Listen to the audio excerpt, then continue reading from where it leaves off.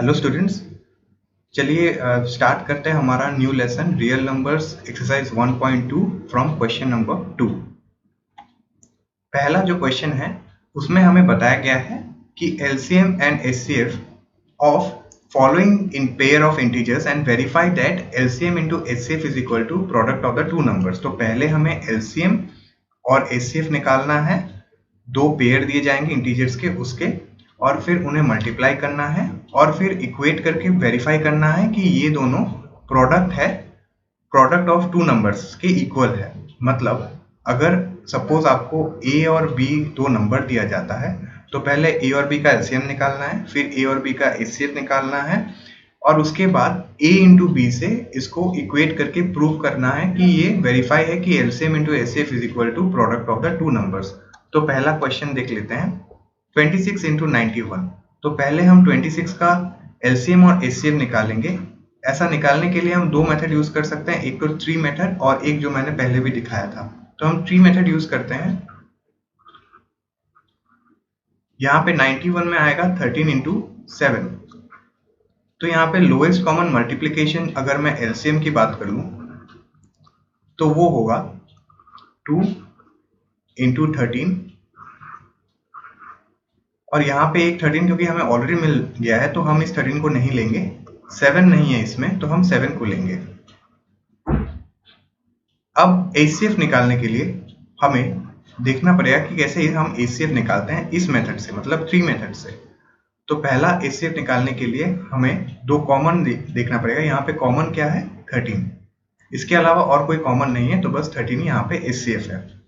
अब वेरीफाई करते हैं एलसीएम इंटू एचसीएफ। इसका मतलब ये है कि 2 into 13 into 7 into 13।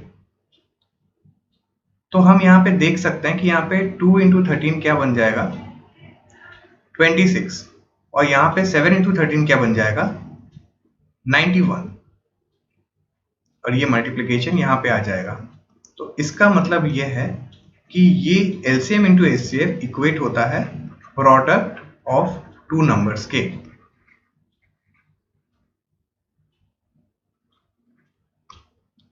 Next question के ऊपर देखते हैं, 510 और 92।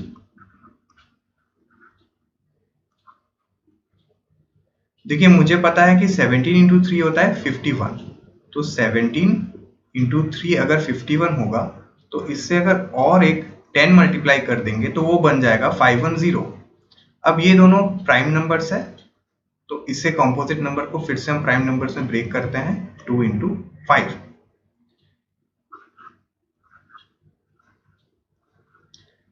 नाइन्टी टू के लिए 46 इंटू 2 हम लिख सकते हैं, उसके बाद 23 इंटू 2। तो हमारा जो आंसर आएगा वो आएगा 23 इंटू 2 इंटू 2। अब यहाँ पे एलसीएम क्या लिख सकते हैं हम? एलसीएम हम कॉमन निकाल सकते हैं, 2 यहाँ पे एक बार है, यहाँ पे दो बार है, तो हम दो बार जो है वो उसको लेंगे। यहाँ पे 3 है, 3 को लेंगे, 5 है, 5 को भी लेंगे, 17 है, 17 को भी लेंगे, और 23 है तो 23 को भी लेंगे। ये हमारा निकल के आ गया एलसीएम।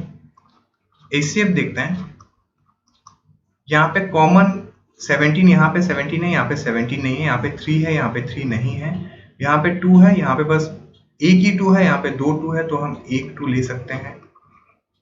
इसके अलावा यहाँ पे 5 है और यहाँ पे 5 एक भी नहीं है, तो एचसीएफ निकाल के आएगा 2। अब हम फिर से वेरीफाई कर लेते हैं।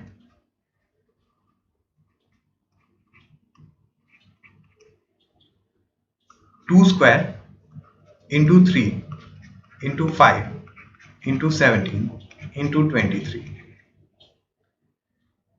देखिए 2 स्क्वायर यहाँ पे है तो यहाँ पे हमें 2 स्क्वायर मिल गया। तो क्योंकि देखिए ये नंबर जो है 510 इंटू 92 ये बहुत ही बड़ा नंबर है, तो हम फिर से रीअरेंज करके बस इसको लिख देंगे ताकि हम वहीं से प्रीवियस जो हमने प्राइम फैक्टराइजेशन किया है हम ऐसा रीअरेंजमेंट करें और उस नंबर को डायरेक्टली लिख दें। तो पहले यहाँ पे क्या है 2 स्क्वायर, तो ये 2 स्क्वायर हम यहाँ पे लिख सकते हैं। उसके बाद क्या है 23, इस 23 को हम यहाँ पे लेके चले जाएंगे ताकि बाद में हमें इससे 92 मिल जाए। यहाँ पे क्या है 3 है एक, 5 है एक और 17 है एक।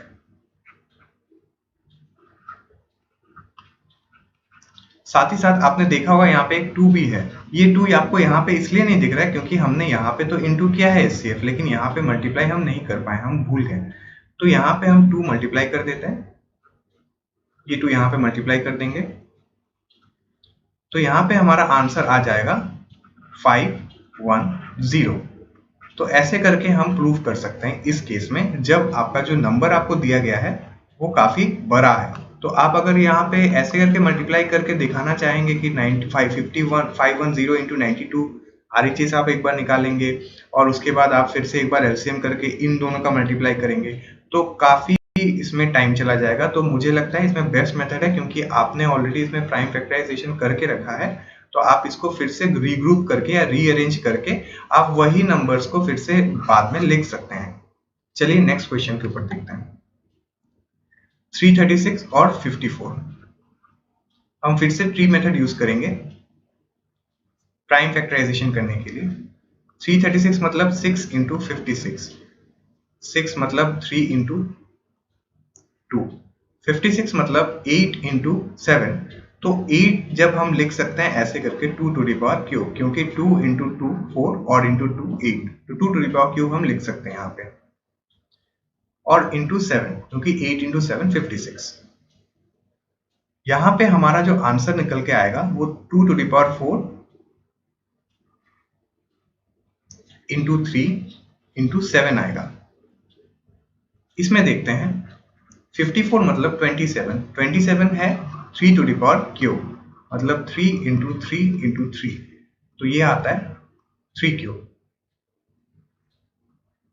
और यहाँ पे 54 आप एग्जाम में जल्दी करने के लिए ऐसे करके देख सकते हैं, तो यहाँ पे हम लिख सकते हैं 3 क्यूब इंटू 2 या 2 इंटू 3 क्यूब। यहाँ पे एलसीएम आएगा 2 टू द पावर 4, 3 में से ये छोटा है ये बड़ा है, तो हम बड़े वाले को लेंगे 3 टू द पावर क्यूब, और 7 और 2 और एक है, तो यहाँ पे देखिए 2 के साथ हमने ऑलरेडी कंपैरिजन कर लिया है। यहाँ पे क्योंकि 7 नहीं है और यहाँ पे 7 अनकॉमन है, तो 7 ले लेंगे। एसीएफ निकालने के लिए यहाँ पे कॉमन निकालेंगे, यहाँ पे एक 2 है और यहाँ पे 4 2 है, तो हमारा कॉमन क्या है, यहाँ से हम एक 2 ले सकते हैं, यहाँ से हम एक 2 लेंगे। यहाँ पे एक 3 है, यहाँ पे 3 3 है या 3 3 है, तो हम यहाँ से एक 3 ले सकते हैं, क्योंकि इसके पास अगर 3 3 ले लेंगे तो यहाँ पे तो 3 3 नहीं है, तो इसलिए हम एक 3 लेंगे। तो यहाँ पे आंसर आएगा 2 इंटू 3। अब फिर से हम वही रीअरेंजमेंट करेंगे, हम ये गलती नहीं करेंगे कि हम पहले सारे को ऐसे करके लिख के एक फाइनल रिजल्ट निकले, फिर यहाँ पे और एक फाइनल रिजल्ट निकले, और उसके बाद फिर से हम प्रोडक्ट निकालें। So 2 to the power 4 into 3 to the power cube into 7, ये एलसीएम था। अब एचसीएफ 2 इंटू 3। अब देखिए मैं मान के चल रहा हूँ कि आरएचएस में लिखा हुआ है 336 इंटू 54, तो हम यहाँ से डायरेक्टली एलएचएस प्रूफ करके आरएचएस को इक्वेट कर देंगे। 2 टू द पावर 4, यहाँ पे देखिए क्या आया था 2 to the power 4 into 3 into 7, तो 2 टू द पावर 4 से हम ये 2 ले लेंगे, 2 टू द पावर 4 इंटू ये 3 यहाँ पे लेके चले जाएंगे, और यहाँ पे एक 7 भी था, तो ये 7 यहाँ पे लेके आ जाएंगे। इससे हमें मिल जाएगा 336। यहाँ पे 3 क्यूब था और एक यहाँ पे 2 था, तो 27 इंटू 2 डायरेक्टली हम लिख सकते हैं 54। अब मैंने पहले ही बताया था कि मैं मान के चल रहा हूँ कि आरएचएस में ऑलरेडी लिखा हुआ है, तो इज इक्वल टू आरएचएस करके हम लिख सकते हैं हेंस प्रूव्ड। अगर आपको कभी भी स्टेटमेंट वाइज लिखना है तो आप यहाँ पे यूज कर सकते हैं लेट एलसीएम लेट पहले प्राइम फैक्टराइजेशन करेंगे। First we have to take the prime factorization of 336, तो ऐसे प्राइम फैक्टराइजेशन निकालेंगे दोनों का। उसके बाद here LCM is equal to 2 to the power 4 and 3 to the power cube into 7 and HCF is equal to 2 into 3। उसके बाद as per the question LCM into HCF is equal to product of two numbers।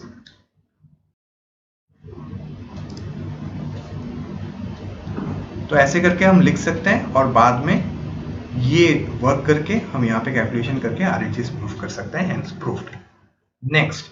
Next हम देखेंगे find the LCM and HCF of the following integers. कुछ integers दिए गए हैं by applying the prime factorization method. Prime factorization method करके हम उसे निकालेंगे। यहाँ पे इतने दिन तक हम कर रहे थे 2 नंबर्स के लिए, अब हम 3 नंबर्स के लिए करेंगे। तो 12 इंटू 15 इंटू 21, तो हम ट्री मेथड या फिर हमारा जो टेबुलर फॉर्म है वैसे भी हम निकाल सकते हैं। तो मैं ट्री मेथड ज़्यादा प्रेफर करता हूँ, यहाँ पे समझाने में ज़्यादा इजी होता है और समझने में भी। तो यहाँ पे मैं लिख सकता हूँ 3 इंटू 4। अब 4 का मतलब क्या है? 4 का मतलब है 2 का स्क्वायर।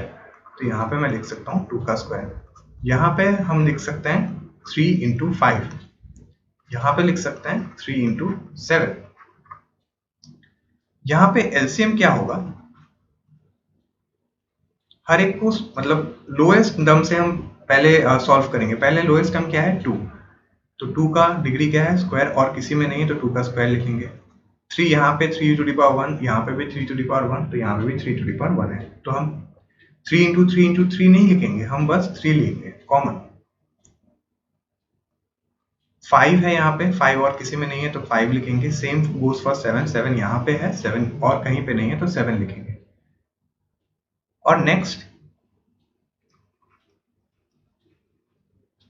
एचसीएफ। एचसीएफ के लिए हम क्या करेंगे?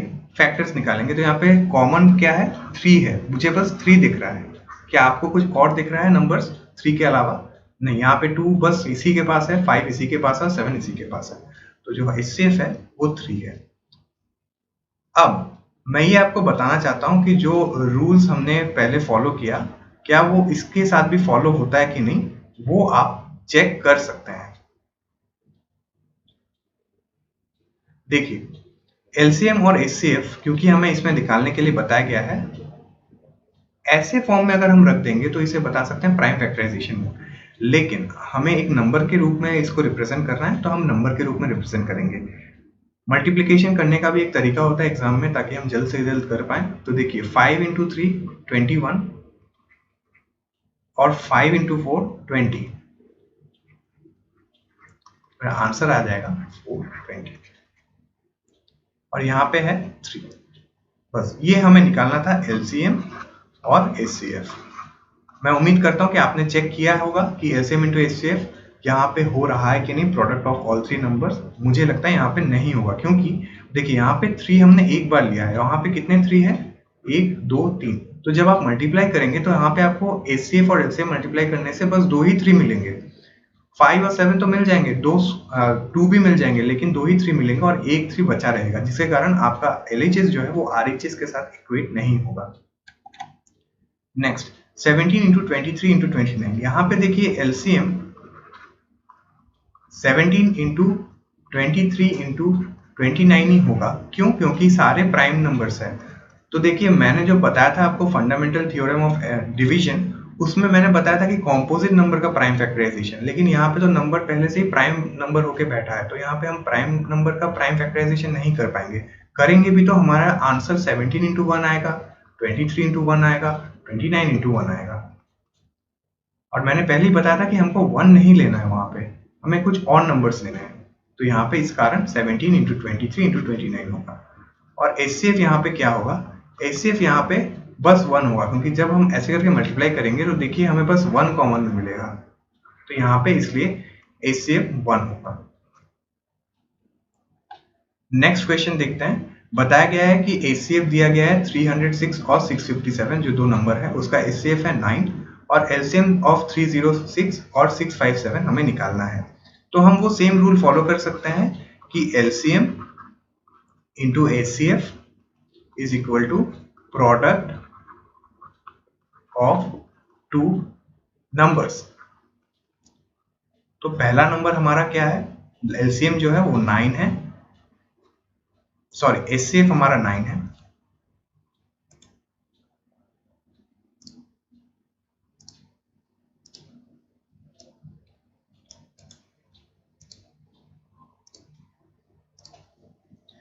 देखिए एचसीएफ हमारा 9 है,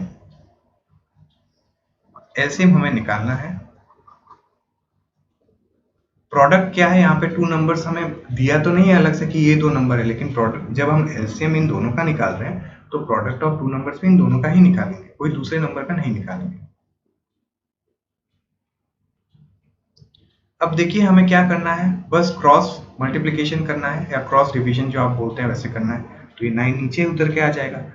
अब देखिए मुझे दिख रहा है कि ये इससे डिवाइड होगा, 9 इसको डिवाइड करेगा, 9 3 ज़ा 27, तो 36 बचेगा और 34। तो यहाँ पे मेरा एलसीएम जो है वो निकल के आएगा 34 इंटू 657। आप इसे फर्दर कैलकुलेट करके देख सकते हैं। Thanks for watching this video. Next video के लिए वेट कीजिए जहां पे हम क्वेश्चन नंबर 5 से स्टार्ट करेंगे।